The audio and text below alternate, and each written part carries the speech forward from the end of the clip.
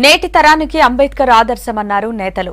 భారత రాజ్యాంగ నిర్మాత 128వ జయంతి సందర్భంగా ట్యాంక్ బండ్ పై ఉన్న విగ్రహానికి కాంగ్రెస్, బీజేపీ నేతలు నివాళులర్పించారు. PCC president Uttam Kumar Reddy, CLP నేత భట్టి విక్రమార్క, బీజేపీ నేతలు దత్తాత్రేయ, రామచంద్రరావు నివాళులర్పించారు. పంజాగుట్ట చౌరస్తాలో అంబేద్కర్ విగ్రహం కూల్చివేయడాన్ని తప్పుపట్టిన నేతలు తెలంగాణలో రాజ్యాంగ వ్యతిరేక ప్రభుత్వం నడుస్తుందని విమర్శించారు.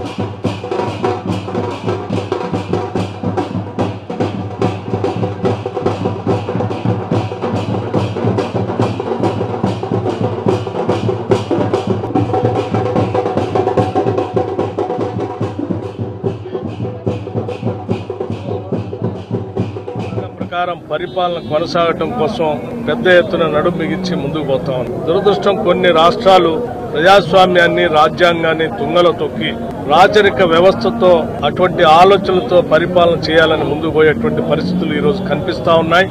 దానికి ఉదాహరణ ప్రత్యక్షంగా తెలంగాణ రాష్ట్రంలో పెద్ద ఎత్తున ఇది కనిపిస్తా ఉంది.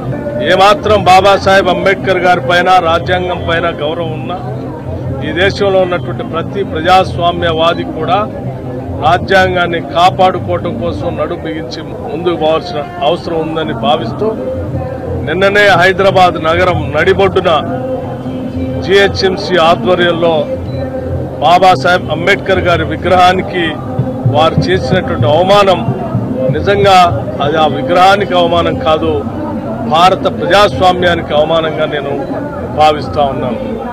రాజ్యాంగానికి అవమానంగా భావిస్తా ఉన్నాను. కఠినమైనటువంటి చర్యలు తీసుకోవాలి బాధ్యులైనటువంటి పైన. అటువంటి వారిని ఏమాత్రం ఉపేక్షించకూడదని కూడా రాష్ట్ర ప్రభుత్వాన్ని హెచ్చరిస్తా ఉన్నారు.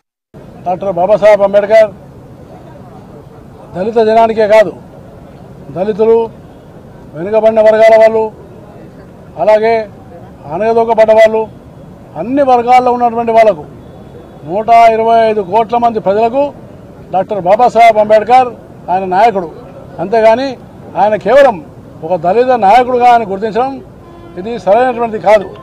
ఎందుకంటే ఆయన రచించినటువంటి రాజ్యాంగం ప్రపంచంలోనే భారత ప్రజాస్వామ్యానికి ఇది ఈ రోజుగా చాలా శ్రేష్టమైనదిగా ఉన్నది.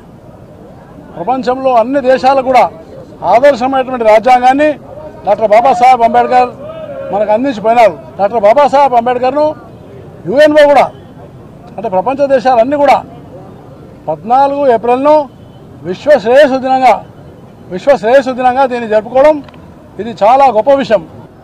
ఏ రాజ్యాంగం అయితే ప్రపంచం మొత్తంలో కూడా ఒక ఉన్నతమైనటువంటి రాజ్యాంగం అనిపించుకుంటుందో, ఏ రాజ్యాంగం అయితే మన దేశంలో అనేకమైనటువంటి ఒక సందర్భాల్లో మనకు రాజ్యాంగము తోవ చూపెట్టినటువంటి ఒక రాజ్యాంగము బాబాసాహెబ్ అంబేద్కర్ గారు మనకు రచించారు. ఈరోజు మన ప్రజాస్వామ్యం నిలబడిందంటే, మన ప్రజాస్వామ్యంలో సంస్థలు నిలబడినాయంటే ఆ ఒక శ్రేయ కేవలం బాబాసాహెబ్ అంబేద్కర్కి వెళ్తుందని చెప్పి మీకు తెలియజేస్తా ఉన్నాను.